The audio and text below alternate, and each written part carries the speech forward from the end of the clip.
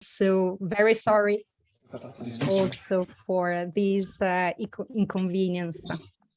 You should be able to see it on the chat. Yeah, we have it.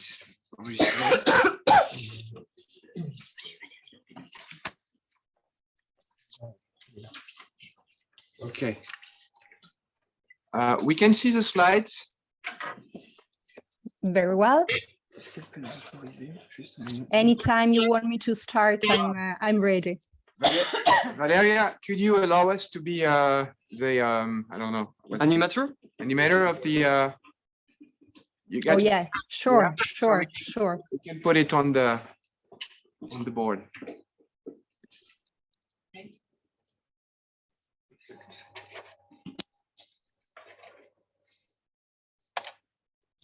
Welcome to this afternoon session. In the meanwhile, since we are starting a little bit late, I would, if you agree, assign 15 minutes, 12 to 15 minutes to each speaker. And I would reverse the order of the speakers compared to the program. Ask Valeria to go first. Yeah. And then you will have Valeria is professor of economics law and the chair of the Jean Monnet chair at the European University of Rome. And she will speak about the EU Metaverse. Meaning the European intent, the new Italian competition solutions, and we are very keen on learning what it is about. Thank you, Valeria.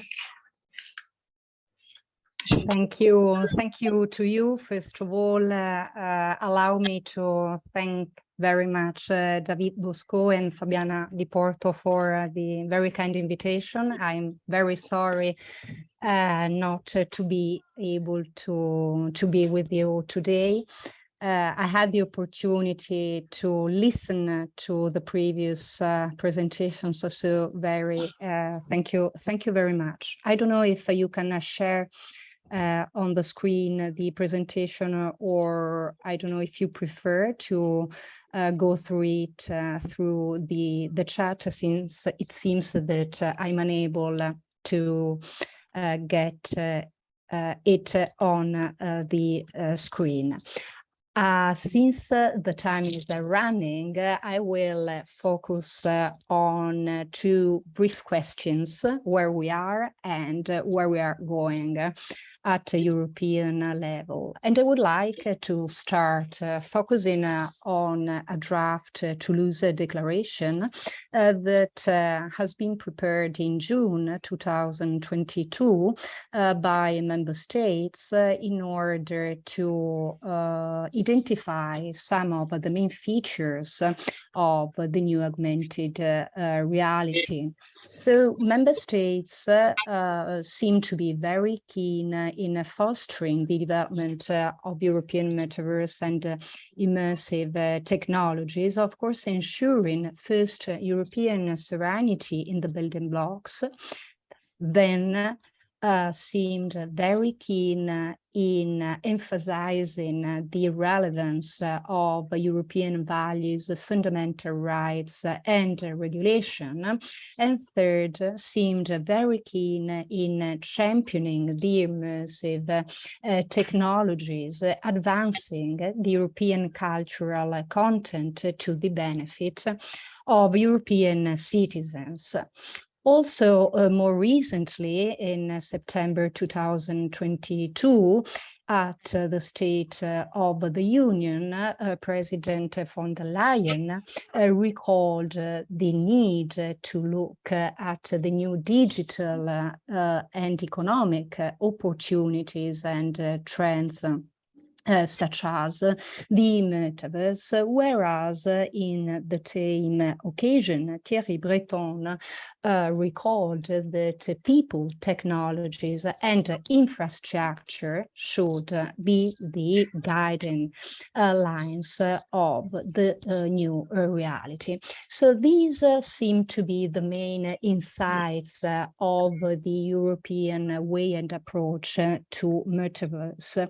But what is it and how do we know about the features of the Metaverse? It seems, according to the European perspective, that here we are talking about a massively scalable, persistent network of interconnected virtual worlds focused on real-time interaction. And we understand that in order to work, Metaverse shall and should use advanced virtualizations and technologies to fully immerse the user into the virtual world. Said in another words, we're talking about a virtual augmented, and more specifically, we're talking a three-dimensional reality that is proposed to be persistent and interconnected.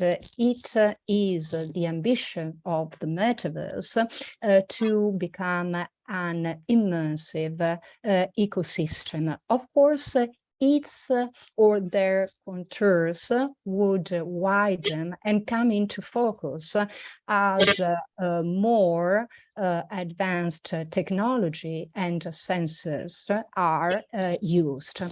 So we do not know, on the other hand, whether Europe will go for a unique or will prefer immersive universes in competition with others.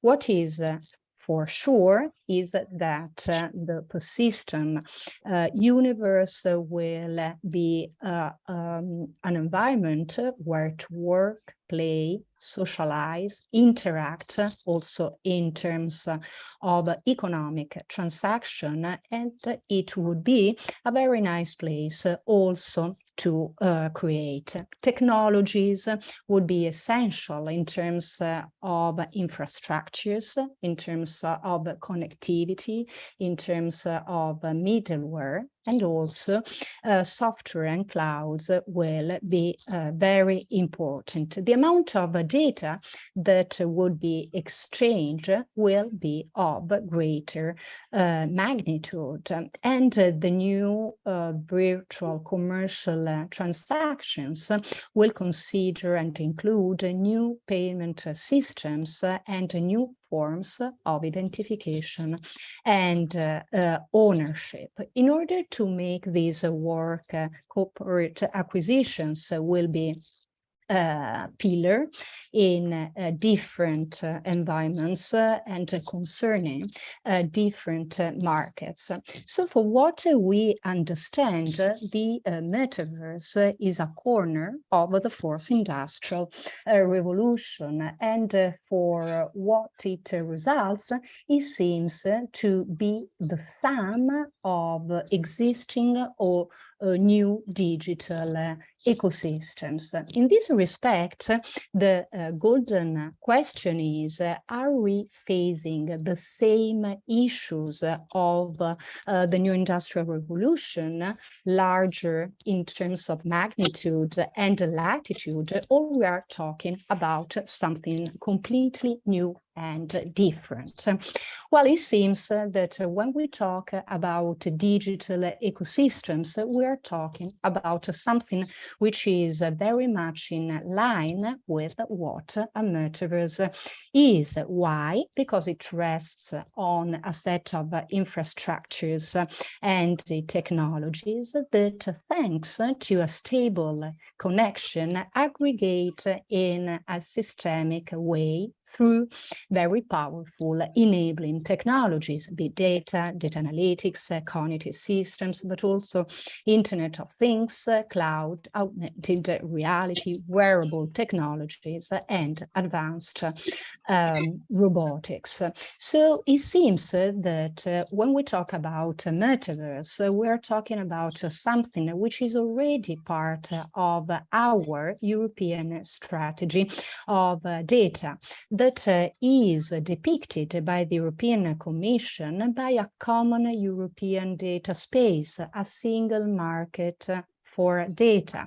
According to the European Commission, the European strategy for data is grounded on at least 4 lines. Data can flow within the EU and across sectors, availability of high quality data to create and innovate, European rules and values to be fully respected, and also a golden star represented by rules for access and the use of data that need to be fair, practical, and clear data governance mechanisms need to be in place. These are the representation of the main corner of the European data strategy, and it seems that they can very well apply to the metaverse. So if it is true that so far the debate focuses on market issues, the question is if and to which extent we are talking about something which falls within the data strategy, or if we're talking about something which is apart from the data strategy. In my opinion, the metaverse or the metaverses are nothing more than network systems that share the challenges of any digital ecosystems because of integrated and complementary products. Digital ecosystems, just exactly as metaverses, are able to save money because different goods and services can be produced with the same inputs, and the saving increase as the quantities increase. The more they extend into different markets and the stronger they become, and they consolidate their position thanks to data which, processed with sophisticated AI techniques, are capable of first intercepting and then creating new needs, classifying emotions, and directing our desires. From also an innovation policy perspective, it seems that the metaverse follow the same logic as any other digital ecosystem. So innovations that support the metaverse and that fit its architecture would be favored, while those that do not channel themselves into the innovative framework chosen by the ecosystem will be opposed. So in this respect, it seems that the metaverse falls within the digital strategy, and in this perspective, it seems that Europe is already equipped to fetch the challenges of the new immersive reality, thanks in particular to 5 interconnected actions. So some of them have already been recalled. We're talking about the modernization of antitrust enforcement procedures and maybe concepts and notions, but also in terms of asymmetric rules that are about to be introduced in Europe, and that are graduated according to market power, types of services, and related risks. Of course, here we have in mind the DMA, the DSA, but also the AI regulation. Also, Europe is addressing the new digital ecosystems challenges, promoting the statute of access and the circulation of data, both public and private, ensuring compatibility, interoperability, portability. And here we think about the Open Data Directive and now the regulation on data governance and then the Data Act. Not to forget digital identity challenges and not to forget the finance package. In this respect, also Europe is engaging thanks to the ADAS regulation and more broadly in terms of new finance package. The first action that is pursued at European level is in favor of pursuing the strategic autonomy. Here it is important to recall the CHIPS Act that, as we know, supports investments and promotes a functional architecture to reduce and in the medium terms solve the dependence on third countries in terms of supply. Last, the fifth action that has been and is carried out at European level is concerned about the features of the European strategy in terms of security, in terms of fundamental rights. These to be pursued within the European boundaries, but also in its international relations. I guess that the Data Act will play a fundamental role together with the European Declaration on Digital Rights and Principles for the Digital Decade, because such a declaration is quite relevant in terms of features to be advanced when we are talking about shaping new realities. We already had the chance to address the DSA and the DMA in terms of future-proof regulatory tools that have been engaged just in order to address the digital space and challenges.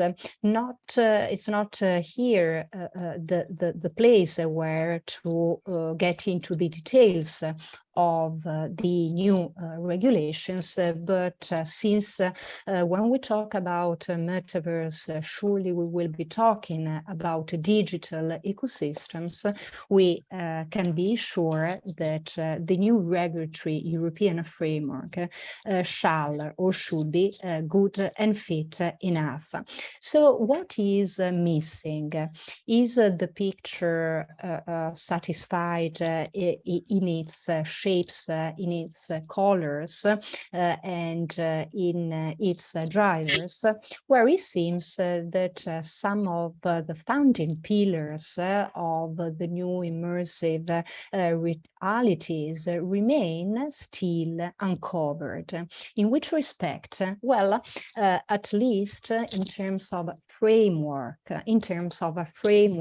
should a public or a private metaverse be preferred? Should a single or competing metaverse should be preferred? Shall we go for a centralized or a decentralized immersive reality? Shall we prefer a closed or an open ecosystem, an anonymous ecosystem, or an ecosystem subject to identification, authentication, and maybe also to verifications? Again, In terms of architecture, here there are some pending issues. Should a single standard be favored or not? Shall we prefer a European or an international standardization? Shall we go for a fully interoperable or a partially open metaverse? And also in terms of fair shares and areas of contribution, should a specific or a general platform contribution obligation be introduced for infrastructures and connectivity costs? This is also quite an important question to be addressed. And also conditions of access and use. What protections should be ensured for minors in particular, but in general for every user with regard to the penetration capacity of the new technologies? Also, in terms of illicit offenses, infringement, should existing ones be adapted to the new immersive universe, or should new practices be introduced in terms of illegal practices because of the specific nature of the materiality of the relevant behavior? And also in terms of enforcement, should corrective measures be devised or not to tackle the risks of anonymity and traceability screens to overcome the secrecy and inaccessibility of the operating algorithms? Some of these questions are addressed in the ADAS regulations, but some others are just there in need for a response. And I believe that it is time for Europe to respond to the challenges of the new immersive realities for both internal and external reasons. On one hand, rephrasing what Thierry Breton recently said, we need to consider to exploit the economic potential of the data area in general and to the metaverse in particular, to the benefit of European citizens and of European enterprises. But also at external level, it is a time to address the new augmented three-dimensional realities to make the European solution as an international model. And I thank you for the attention.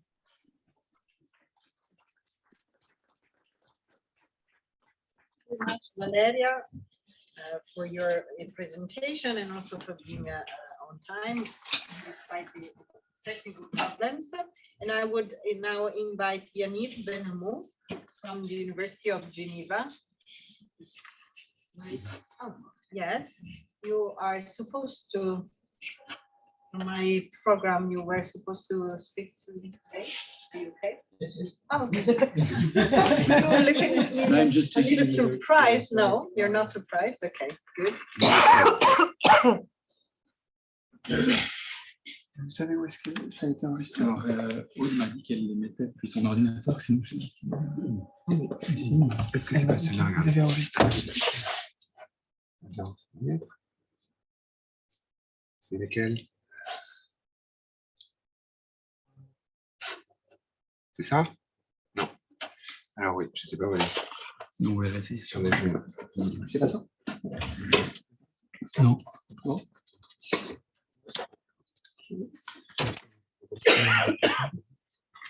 Le chien, oui.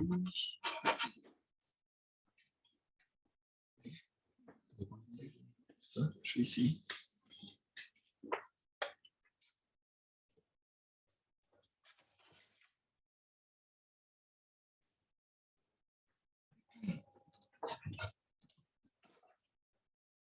C'est vous? C'est ça? Celui-ci? Oui. Super. Alors, attendez, j'arrive. Je crois que c'est bon parti. Ok. Celui-ci, hein? Oui. Ok, parfait. Et tu me fais voir le partage maintenant? Voilà, partage. L'animateur a désactivé le partage écran par les participants. Mais qui c'est qui a le partage Mets-toi voir là. Valeria, would you leave the session and go back? Because I think you are still the. No, I'm not anymore, but yes, of course, I will leave and then I come back. Yeah, thank you. I'm not sure it's going to work, but.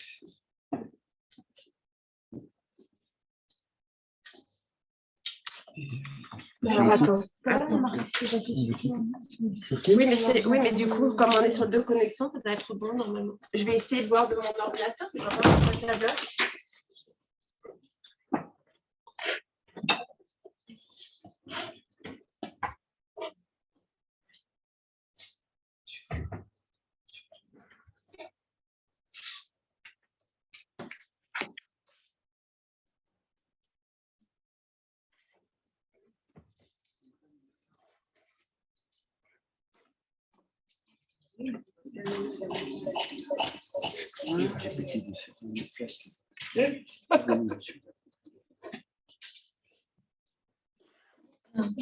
Ah, alors c'est où après?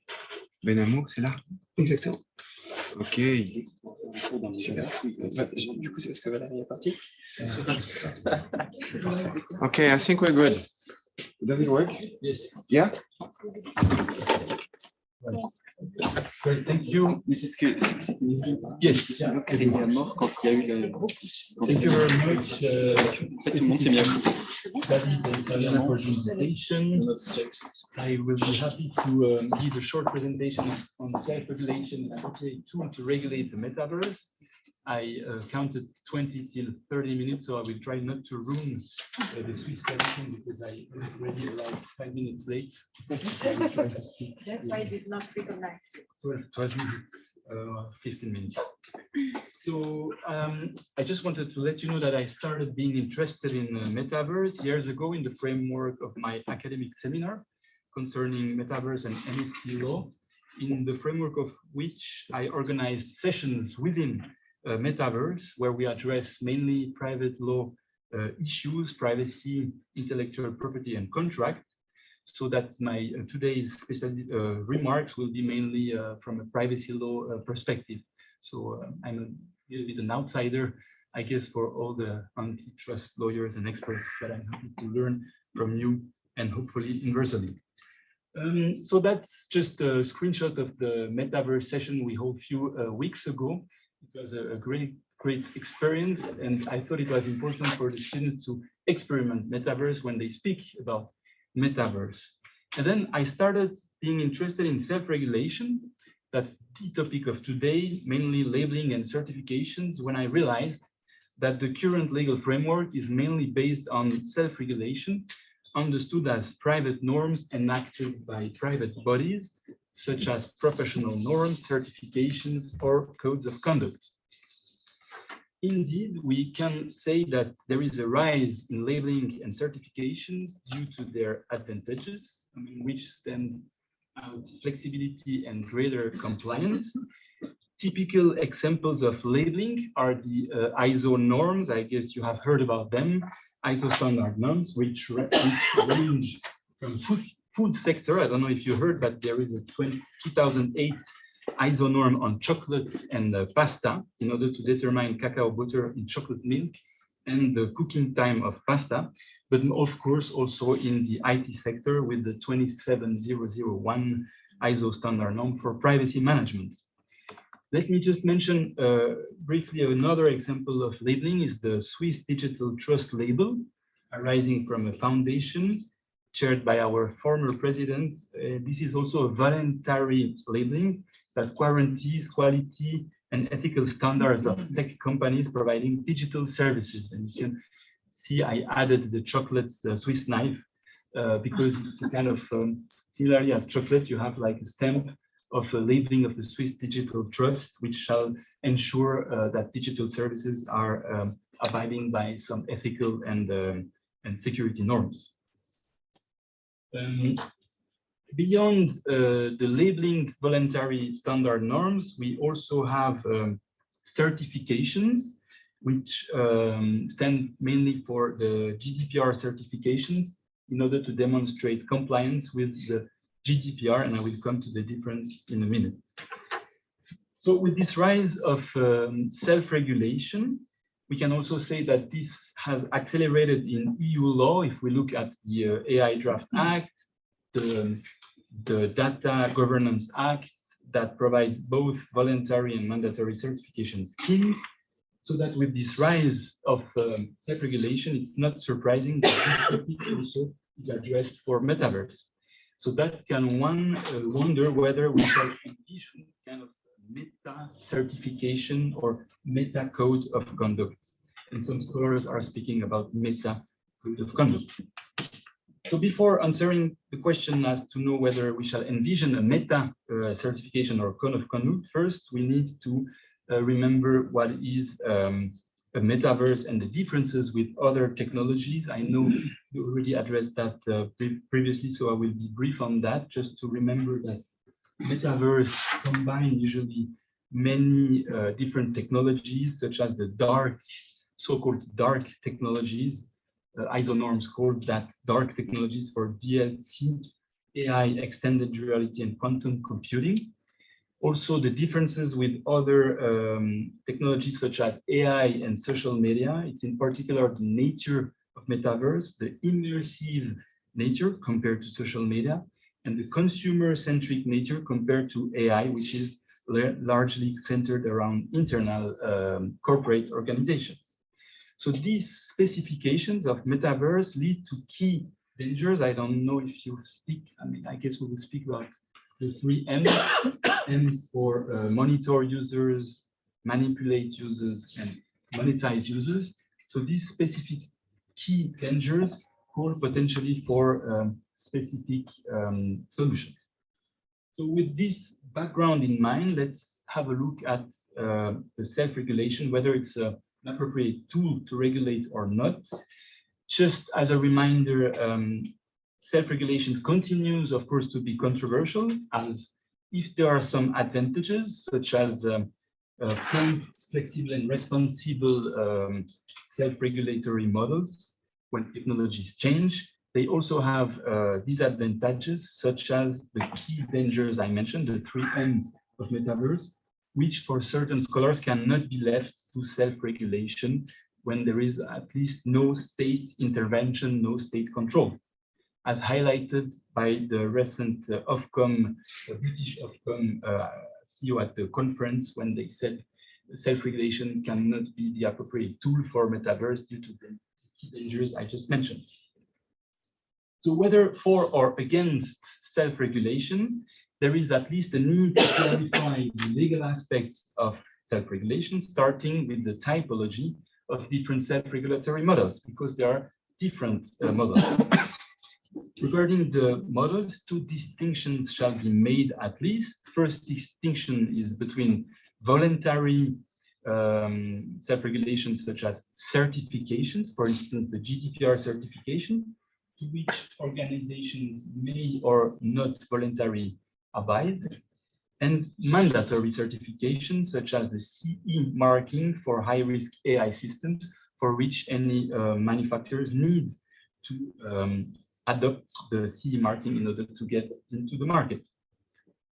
Second distinction is between the co-regulation model, when there is a state intervention, when the state gives any kind of approval or control, as opposed to labeling, known as pure self-regulation with no state intervention at all. Good example of co-regulation is, I already mentioned, the GDPR certification. Just as a side note, it can be either EU-wide GDPR certification or only a national GDPR certification. Good example of purely self-regulation are the labels, such as the ISO norms I already mentioned and the Swiss Data Trust label I mentioned. Now, moving beyond these distinctions, let's have a look at the further elements, and I will focus on the last ones for 2 key challenges, which I tried to summarize in this, analyze this grid. So beyond the self-regulatory models, few elements that I will comment now. First is the object. So the models can have different objects so as to its material scope and objectives. Usually it's to define certain notions and duties that can evolve dynamically. It can be also a different geographical scope. I mentioned the EU-wide GDPR certification, or it can be limited to a certain country. Moving beyond the object, the enactment process is key in its conception phase, in particular to know whether third parties can participate in the drafting, whether it's limited to certain organizations or whether it's open up to any actors, such as the GDPR certification. Again, it shall be apparently open to any third party willing to suggest any certification. Then if you move beyond enactment, you see complaint. So after the consumption phase, once a label or a certification is implemented, there may be or no judicial review. In particular, there may be or no right to appeal against the issuance of the certification. And finally, if you look at the last column, there may be also different legal effects when assessing liability of the certified company, which may range from a compliance fiction or at least presumption. As a certified company, I'm presumed to comply with the norms, or it can be also just a simple inspiration. For instance, in Switzerland, our privacy law certification is only an inspiration. There is no presumption, no fiction. So the companies need to prove all the compliance. So with this background in mind, to select the challenges, I will try to be quick. That relates to the three last items. First key challenge is to know what is the legal effect of the certification. In other words, what is the liability of actors involved in the certification, for instance, the certified users, but also the auditor, and finally the norm drafter. And to answer this question, we'll also answer the legal certainty for all actors following the norm. The second element, key challenge, is to know who can participate in drafting or appeal against a certification, as this answers the question of democratic legitimacy. First key question, the legal effects. When assessing liability of the certified company, a certification may range, as I mentioned, from compliance fiction or at least presumption, such as, again, the GDPR certification, but it can also just be a mere inspiration, such as our privacy laws in Switzerland, when a certification is just indication to the judge that the company made some efforts to comply with our privacy laws. And the legal effects allows the answer to answer the accountability and liability of all parties, not only the certified user. So for the certified users, I just want to make here a comment that they may be liable, of course, when complying or not with the codes. For instance, in 2011, Alstom, a transport company, has been held liable for not preventing bribery, despite the fact that they implemented a code of ethics and they complied with the code of ethics. So even when a certified user is trying to comply with the norm, it can still be held liable. With respect to auditor now, there may be also a liability when their audit is not properly conducted. I mentioned few case law here, among which stand out the US court decision when trustee, a privacy certifying company, a certifier, has been fined by the FTC for insufficient audits to companies bearing the stamps. And finally, the norm drafters themselves, when they suggest a certification or a code of conduct, according to the European Court on Human Rights and Academics, they shall also remain accountable for compliance with laws and not shielded from accountability instead. And that is why now there is one key question is to know whether the oversight board of Meta can hold the company then itself accountable for the norms they are drafting, such as the community standards. No. Now, the last and second and last key challenge I wanted to mention is the who can participate, because this answers some concerns of legitimate democracy, because it depends on the level of participation of actors that can vary from one certification scheme to another. And depending on the level of participation of actors, this will increase the legitimate democracy. It being reported here that inclusiveness and transparency are important, not only during the implementation phase, for instance, with rights to judicial review, right to appeal, but also at the conception phase, when the public or any third parties, as well as authorities, can participate in drafting the norms. Briefly, at the implementation phase, appeal against the issuance of the certificate seems open to any party having a legitimate interest in that decision. For instance, for the GDPR, but also other schemes such as the AI Act. Then it's question what is the applicable law, whether it's administrative or civil law. I'm not going into detail, but this is a very interesting questions for lawyers, whether they shall follow the path of administrative or civil law, depending on the court issuing the certification. But the more delicate question is at the conception phase, because this seems more delicate as not always any actors are involved. For instance, the GDPR seems to open up certification drafting to any party, while the AI Act, for instance, does not so clearly. So to ensure democratic legitimacy, it should be important to see and to clarify whether any third parties can also be part of drafting the norm. Just to mention, I read, I think today, apparently the Commission, because they are skeptical even when there are standardization organizations involved in drafting the norm, for instance, for AI, even with clear standardization bodies, they may be subject to external influences, and therefore the Commission just decided to leave, as you can see, the European Telecommunication Standard Institutes out of the standard setting process. So I think to mention. The key takeaway, I guess I have to. Thank you, Chair.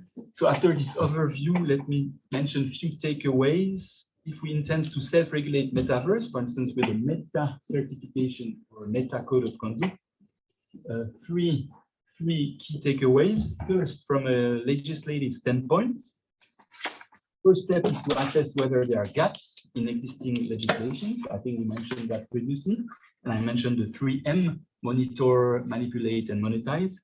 Whether the existing laws can fulfill these gaps or at least tackle these issues, as well as to ensure coordination between possible Meta certification and multiple pre-existing certifications, because we know that there is a rise in certification or codes of conduct which can lose, of course, the consumer with these multiple pre-existing certifications. Key is also to clarify the nature and scope of the self-regulatory model, in particular whether it shall be mandatory or whether it shall be co-regulated instead of a purely self-regulated model. I think personally that co-regulation shall be always preferred, at least for high-risk technologies, because it ensures democratic legitimacy and control by the states. And finally, regulators shall also clarify the legal effects and prefer compliance fiction or presumption so as to ensure legal certainty, unless the certified users do not know what is the legal effect of abiding by the norms. I'm just moving to the political standpoint. I just wanted to say here, yes, from a political standpoint, I'm sure we'll speak a lot about digital sovereignty. I actually added that today morning because I remember that the Symposium is, of course, also on digital sovereignty. So knowing that now the cybersecurity issue, the Cybersecurity Act, and many political issues are flowing through certification that are controlled by the state. So potentially a way to encourage sovereign metaverse could be via codes of conduct or certification that are controlled by state. And here a few operational standpoints, because I worked on this Swiss Digital Trust label I mentioned. I also work as a lawyer with different labelings. So I'm facing different operational standpoints. The question is to know how to provide clear criteria that are auditable by certification firms. So for instance, if you have the Big Four that want to audit the certification criteria, there is a need to have a clear auditable criteria. There is also a need to be clear towards the final users. If we speak about metaverse, we know that it's also oriented with end users. So one way to clarify or to make it clear to end users is to follow a multi-layer approach, similar to the Creative Commons approach, with one layer, the understandable layer containing simple descriptions that are understandable from a standard user perspective. And a second layer would be an auditable layer containing specifications for auditing firms. And that is exactly what we did at the bottom on the right with the label, Swiss Digital Trust label. You can see here very basic notions that the end users are supposed to understand. And if you check, you go into the second layer, you will see very specific criteria. Finally, and that's my last comment, I wanted to say that for very complex technology, it's difficult to have auditable criteria, because usually an auditable criteria is a binary criteria, yes or no, I comply with. And with high complex technology, there are many norms or many standards that are subject to interpretations, and they are also evolving very quickly. So what we did, or a way to deal with that, is to make references to pre-existing ISO standards norms that already address this binary criteria.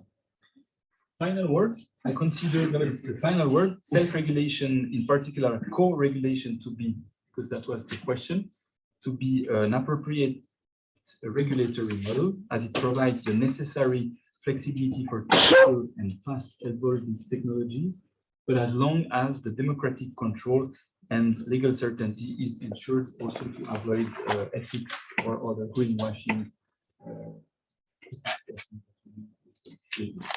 Many thanks. I hope I was too long. Thank you very much.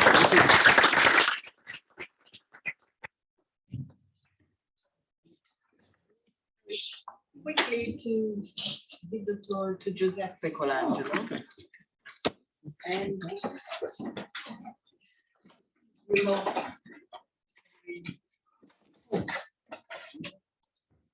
people.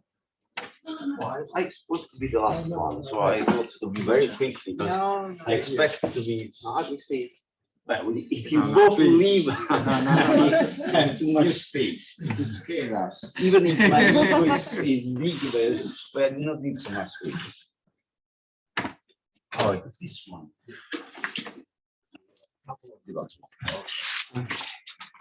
which are not useless. Let's see. Okay.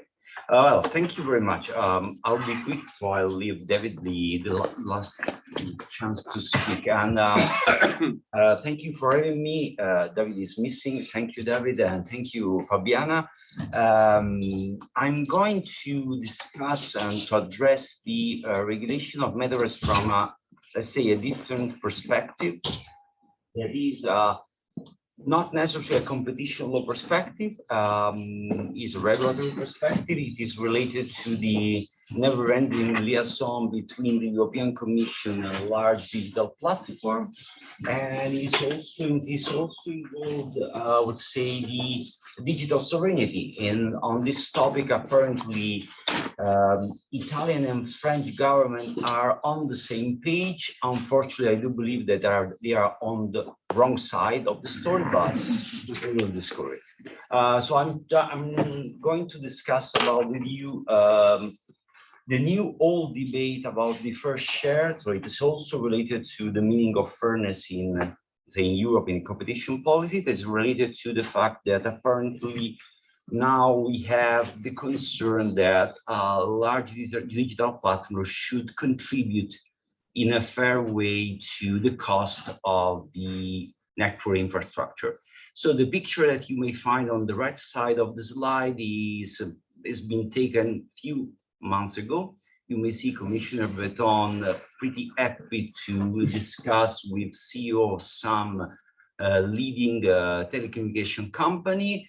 We may find a statement by Breton and by Commissioner Vestager about the fact that we should introduce fairness also in such topic. And we know that the European Commission and the Council related to the Declaration of Digital Rights has agreed on the fact that all market players in the digital market should contribute equally to the success of ecosystems, so on and so forth. And as you may see in the picture, within the first share, that is also an explicit reference to Metaverse. So we should find a way to guarantee fairness in the Metaverse. And well, the claim that is coming from legacy telecommunication player that has been expressed by their association and supported by a couple of economic reports delivered by Axon and Frontier Economic is pretty straightforward. It's not new. It's an old proposition that is related to the free riding narrative. They are claiming that a new legislative intervention is needed to ensure the fair share of network costs. And I just underline some of the wording that are pretty interesting because it's somehow they come and go several times in the recent European debate. I don't know why it's going to be focused so much on this part of this slide, but no matter. So the main argument of the telecommunication operator is that the pattern of the traffic over internet is changing. So there is a huge part of the traffic that belongs to few large online platforms, even if we may discover that the meaning and the notion of large online platform in this topic is different, not necessarily to match the meaning of gatekeeper according to the DMA. And so now the telecommunication operator are so concerned about my presentation that to shut down it. Okay. Trying to mess up your presentation. That's the reason why we need net neutrality. So that okay. Yeah. So the first claim is that there is a change, significant change in data traffic. The second claim is about competition and regulation. So apparently, according to telecommunication operator, competition and especially regulation in this sector has been so effective to reduce their margin. So they are complaining about the fact that they do not have enough margin to run their business. And it's interesting as they have a statement to support a legislative intervention. And the third claim is that they are suffering from an uneven regulatory playing field, and particularly they are suffering from an asymmetry in their bargaining position. So we have apparently telecommunication operators that are claiming that they are suffering from asymmetry in bargaining position again vis-a-vis large digital platforms. As I told you before, this is not actually a new debate, it's a pretty old debate. Indeed, 10 years ago, the body of the European regulator of electronic communication already addressed this topic. And as you may see, addressed this topic in a clear way, stating essentially that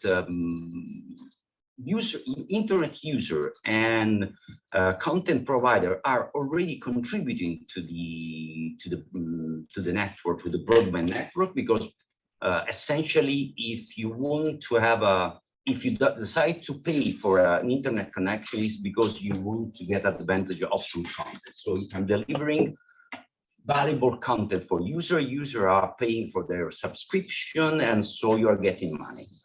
From this point of view, according to BEREC, there is no need to ask more money because you already receive money for both sides of the market.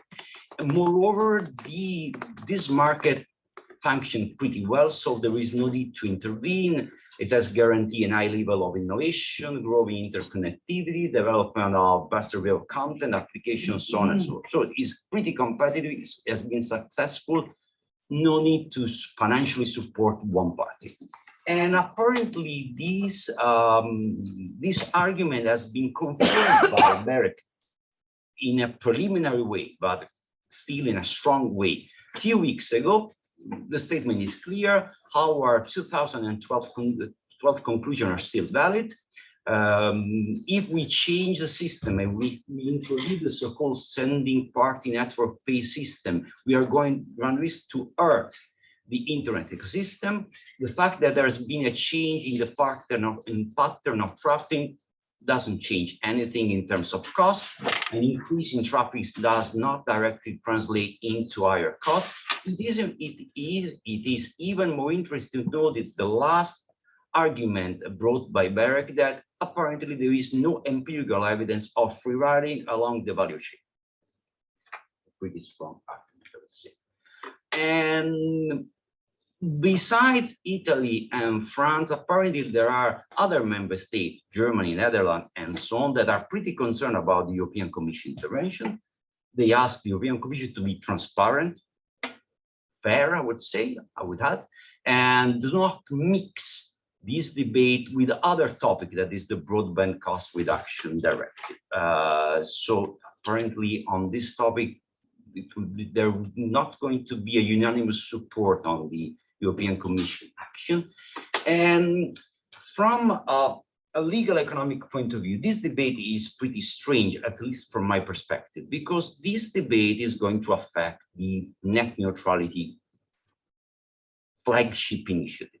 At least from both a legal and economic point of view.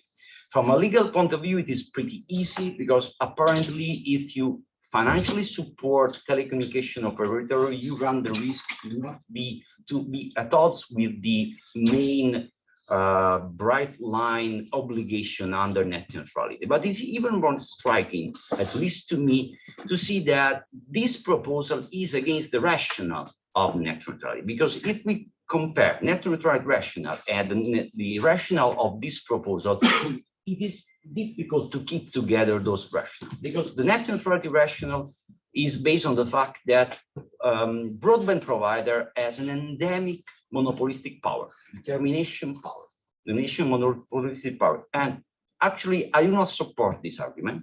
I do believe that in the US, there has been significant critiques against the argument, and they were right, because there is no reason why to prohibit any kind of discrimination from the implemented by broadband provider. I do not believe that any broadband provider has a monopolistic power.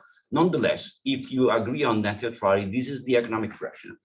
It is strange to still support, as we do in Europe, the net neutrality rationale, and still claim that apparently those who has a monopolistic power in the terminating access, at the same time suffer from an asymmetry of bargaining power against content provider. So if we keep together this rationale, it means that we have monopolistic player on one side and monopolistic player on the other side, and they are suffering, okay? So from different type of monopolistic relationship. From my point of view, it is difficult to justify this intervention without repealing net neutrality regulation. And I would support to repeal net neutrality regulation, that's for sure, at least from my point of view. But keep together this proposal with the net neutrality would be completely strange, at least to me. But if we look at this debate, the meaning of the sharing of fair value, the asymmetry of bargaining power, and so on and so forth, it seems to me that is reminding us another intervention. And a few years ago, when it comes to copyright, the European Commission supports the claim of news publisher that they suffer from an asymmetry of bargaining power, and again, of a free riding strategy by large online platforms. The claim is that large online platforms are taking advantage from the investment in the production and the collection of news. And so we need to find a way to share the value of this profit and give another piece of the pie to the claimant that in this situation are a press publisher. And you may see that the wording are pretty the same. And it is even more interesting to see from the economic perspective that even in this scenario, there is no empirical evidence supporting the inferiority narrative. And we have tons of economic studies related to the German experience, to the Spanish experience, that has clearly demonstrated that in this situation, we do not have any substitution effect between large online platform and news publisher, but rather we have a Uber effect, the market expansion effect. If we look at the digit of the referral traffic, that's indirect traffic, we discovered that 2/3 of the traffic that reach the news published website is indirect. It means that large online platforms are bringing 2/3 of the eyeballs to the website of news published. That means revenue in terms of advertising. The claim is the same: free riding, asymmetry of bargaining power. And this is my very last slide. And it seems to me that if we keep together all these interventions, the label of this intervention is to guarantee a well-functioning and fair marketplace for copyright. The first share is about fairness. When it comes to P2B regulation, we talk about fairness. When it comes to the DMA, we have a definition of fairness in terms of surplus sharing. Fair value is also mentioned as a goal of Data Act. It seems to me that we are witnessing the fairness trap. It means that due to the fact that we do not share any significant meaning of fairness, and we are unable to understand how to apply fairness. Fairness, it seems to me that is just a political shortcut. Allow enforcer or policymaker to do exactly what they want and to achieve whatever the goal want to achieve. And in this situation, it seems to me that is going to create a significant room for regulatory capture, because apparently fairness allowed to introduce a justification that reflect rent-seeking strategy in order to protect legacy player from the competition at the expense of consumer. I did it, I guess, in less than 12 minutes. Excellent. Excellent. If the floor is mine now, Fabiana, but I really want us to stop at 6 o'clock. And I really want us to have a good discussion on all these wonderful talks we just heard. So I'm just going to make a few comments, not on what you said, but on the topic I was supposed to treat, which was the question of gaps. I'm going to be very brief for one reason, and the reason is that you already said a lot of things that I was supposed to treat. So thank you, Valeria, for this brilliant talk, but I was just planning to say a lot of the things you just mentioned about the DMA, the DSM, and so on. If there is a gap, I would say that we can find a gap in academia. If you type Metaverse on the SSRN platform, for instance, you will find 102 results, and none of these results deal with competition law. There is a good paper, I think maybe the best one has been written by Jon Garon on legal applications of Metaverse and Web3, and it focuses on American law. Another one on China, but nothing on European competition. So I think that there is a gap to fill here. And once again, Fabiana and I plan to edit maybe a book. So it would be a very good way to fill the gap. My first point was on, well, I intend to talk about first the concept of Metaverse, but I think it's not really relevant anymore because we had very good presentations. I think that tomorrow we'll focus on decentralization and the role it's going to have in regulating the Metaverse I suppose maybe Nicolas, you're going to talk about that. I'm not sure because the title has changed, but initially I think Thibaut planned to talk about Web3. I think it's going to be interesting to reflect on that point because we cannot think about regulation without this distinction between decentralized and centralized systems in the field. And my second point was about what is regulation. And I have to say that I was quite surprised to hear that competition agencies are not regulators, because I think the first person that has employed this concept was Bruno Lasserre, who said that the Autorité de la Concurrence was a regulator. But I understand what you mean when you say I'm not a regulator. But maybe we could have a discussion on that. Yeah, I said I will make 2 points on the third question I wanted to treat with you, which is who is going to regulate Metaverse and for what reasons? And there is 2 questions here, or two answers to that question. The first would be regulators or agencies, competition agencies.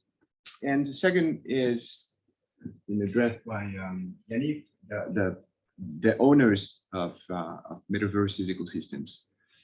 On the first point, I think the contribution of European competition law would be on two sides: behavioral questions and structural questions.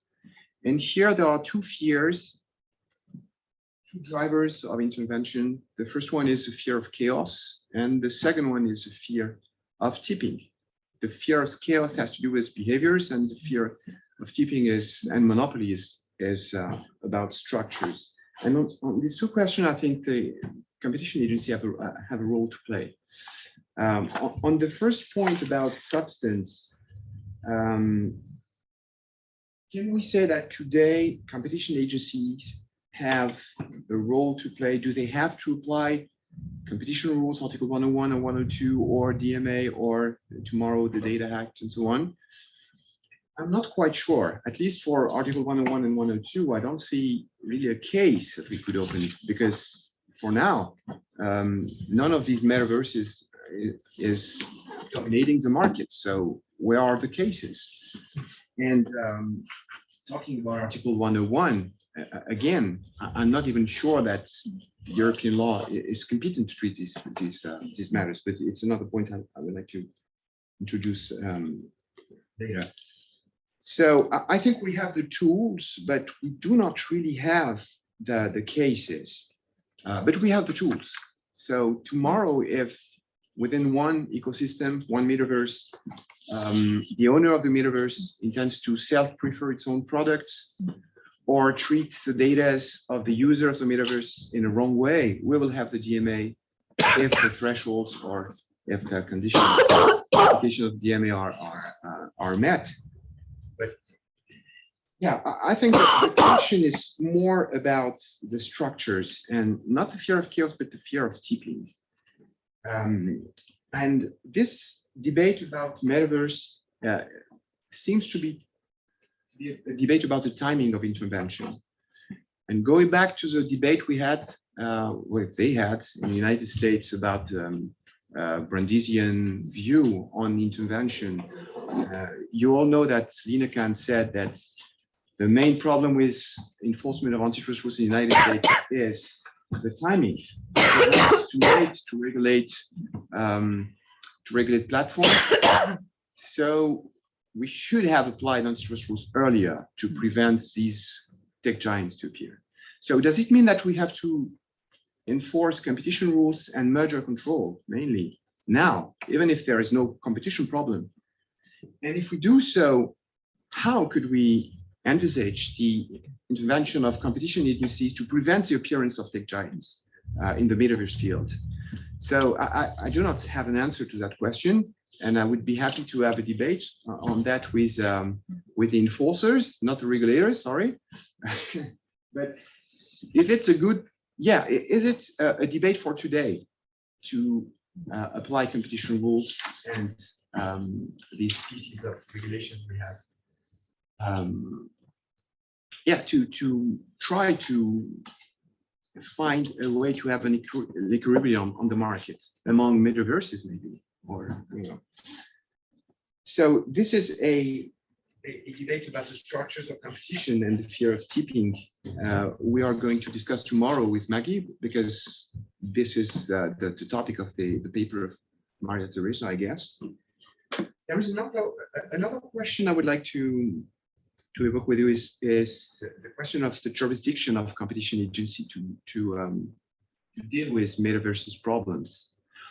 It might be not a very new, really a new question, because we had these questions in the web too, which is of course an online ecosystem. But talking about metaverse, what is going to be the criteria, the factor that triggers the competence of competition agencies?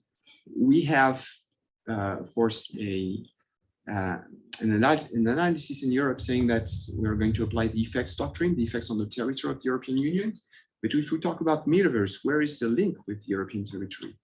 If we have a cartel implemented in the horizon world of Meta, or I don't know, an abuse of a dominant position in the sandbox, which is a decentralized ecosystem, where is the substance on which we can rely on to the competence of competition agencies? So if there is a gap, I would say that there might be a jurisdictional gap to apply competition rules. And the second question I will address in the paper is about private firms. Only one comment on that. I wonder, and that's a discussion we had, I guess, with maybe earlier.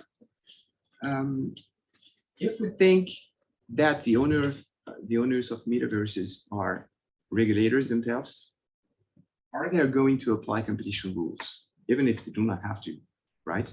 Are they going to apply something like the Article 101 of Horizon Worlds or Article 102 of Sandbox ecosystem? Is it relevant to imagine that these ecosystems are driven by these rules about agreements or abuse of dominant position? And I think the answer is yes. We have here in the room a specialist of e-games, and it's Gela. Gela with the team in Marseille works on esports. And I think the first very good example in structures industry, metaverses type industry are gaming, right? And in e-games, the basic rule to rule an e-game is free competition and non-distorted competition. So we have here an example where a metaverse where free competition and non-distorted competition is actually a rule that they have to apply. So can we imagine a metaverse without fair competition rules? It's also a matter of attractiveness of these ecosystems. If competition is distorted within the Apple ecosystem or the metaverse or the sandbox, who is the owner, the user that is going to invest to buy a land in the sandbox or to offer a service in the horizon world if there is no fair competition within the metaverse? So my guess is that in the future, we will have competition rules applied by owners of metaverses and by these tech giants. So we will have jobs, even if the competition agency are not in the game. So yeah, I don't want to be too long because there are only 17 minutes left or 20 minutes left. Just to reflect on the relevance of competition law in metaverses would be great. Yeah, that was really helpful to orientate the discussion, which I would now open. And I think there are a few questions, but unfortunately, it is too far for me. I can read it.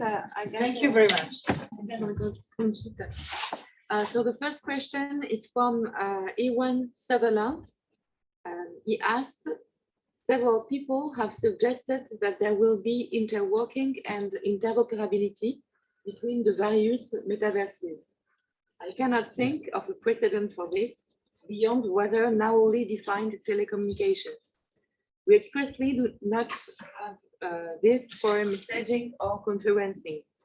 There is also the Apple iStore World Garden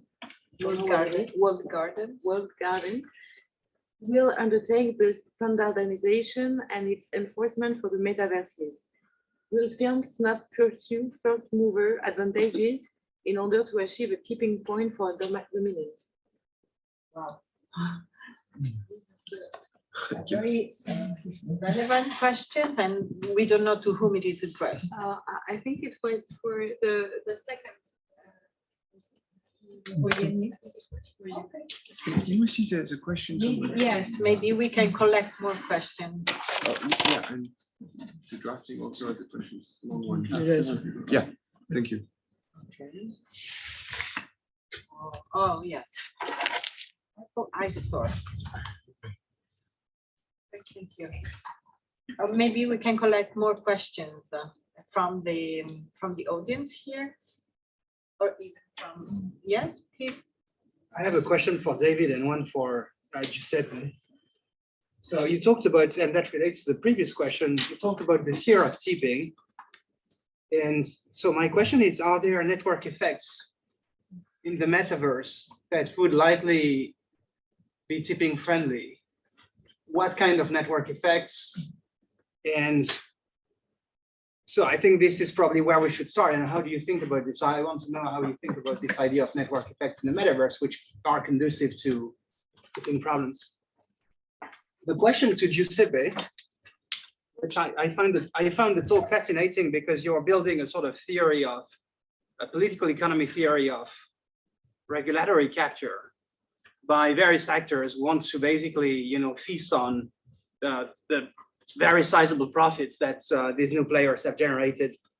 And so you talked about journalism, and now you go to the telcos, which have failed everything in the past 25 years. Even when regulation was designed to help them, move from fixed networks to something more innovative, the regulation was there, and they failed to deliver on this. So that's pretty good. The question I have is, you said, there's a sort of network neutrality paradox. I'm wondering whether we're not actually seeing the full extent of the network neutrality logic here, in the sense that deprived of the ability to price access and content over their networks,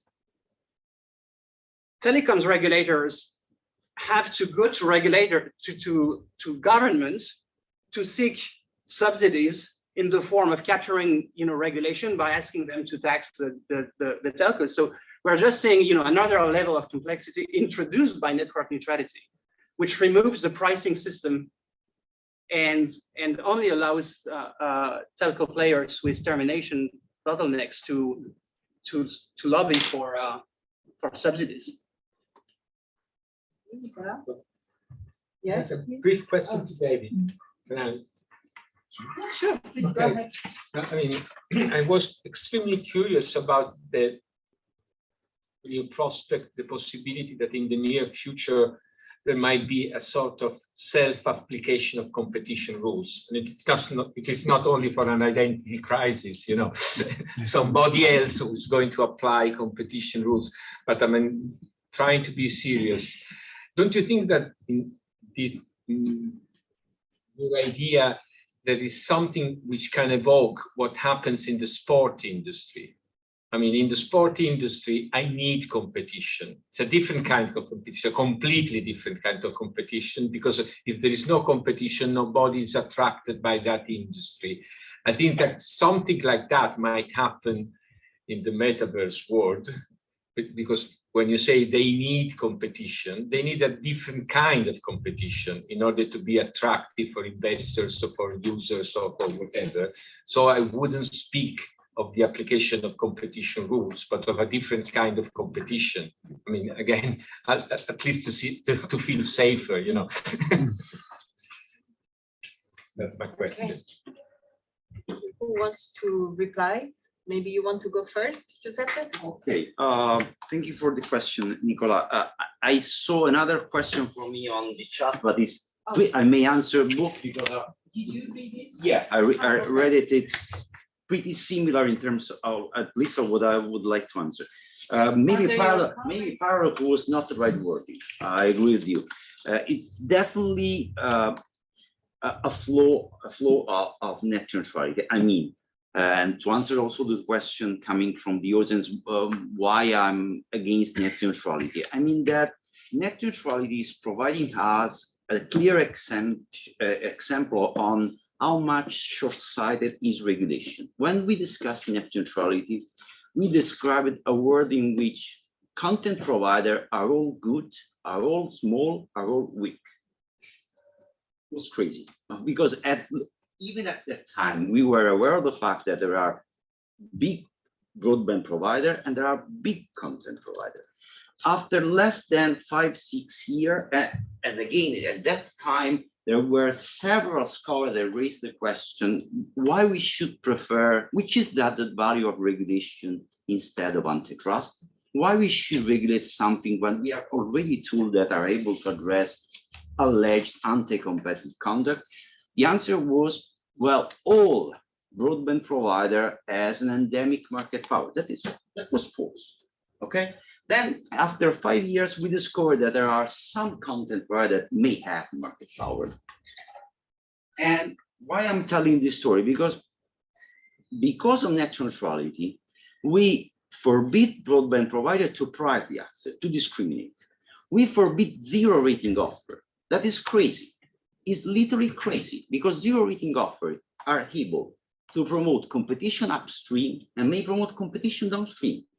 We forbid a new content provider to benefit from zero rating offer and to compete against incumbent content provider. And we forbid new broadband provider to compete against incumbent broadband provider offering through a zero rating offer to, for instance, a must-have content. This is just crazy. And we are still trying to fix what is a regulatory failure, that's literally net neutrality, with this type of intervention. So I'm supporting antitrust and regulation. Again, I guess it's pretty clear. You're in the right place. Yeah. To do so. Well, thanks for the question, Nicola.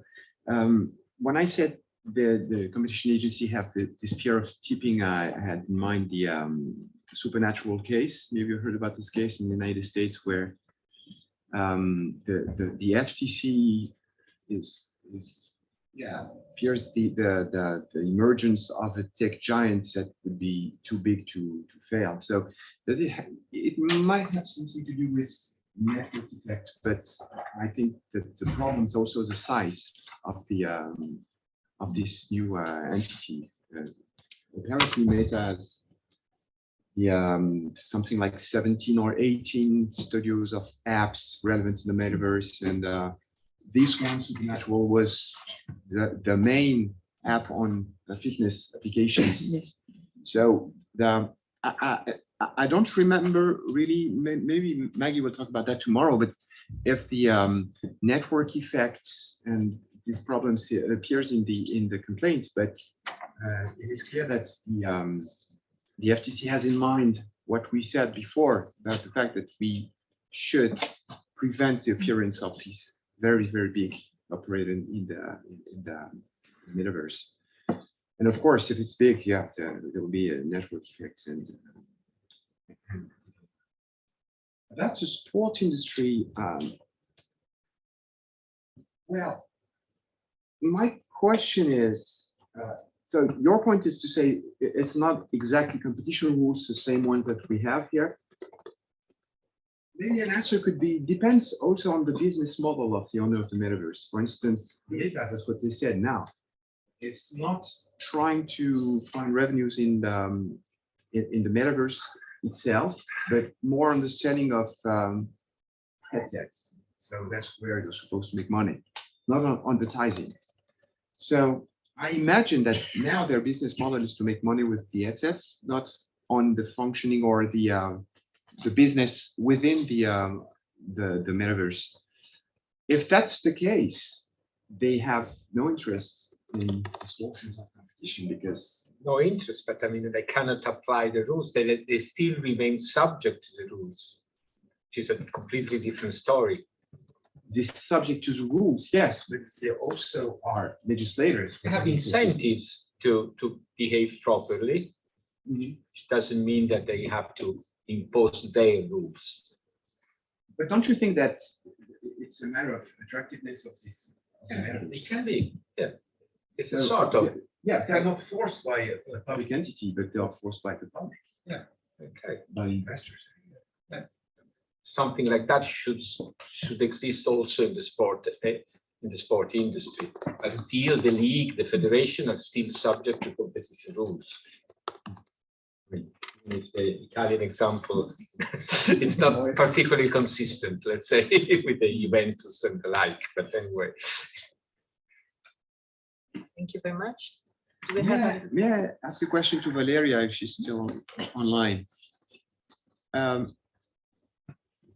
Yeah, Valeria, hi. Do you have a little bit more on the initiative from Thierry Breton about the building of an interoperability of various metaverses? But I've heard that there is an industrial policy behind this initiative. So do you have elements on that? Are they willing to find coordinations among European actors? Thank you for the question. It seems, as far as I know, that some of the issues that you have raised were more alive before summer and in September, but I'm not sure that they're still there. So I'm not sure that they're still at the center of the European debate. So as far as I know, and for what that I can see, seems that the trajectories are slightly changing in general and in particular with regard to the Metaverse. So no, I have not very recent updates on that. Sorry. Thank you.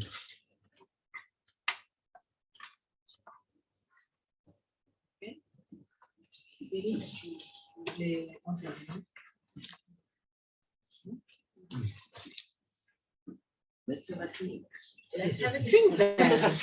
Drinking time.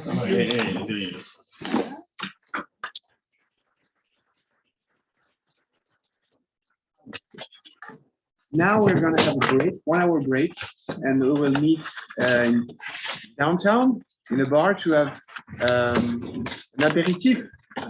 But the plan was to go to the Grillon. Yesterday it was packed. So maybe we could find an alternative. You live in Aix, I don't. Wait for me, wait for me. Yeah, sorry, Valeria. Maybe we can disconnect one. Yeah, You can have a Interesting for them. And thank you.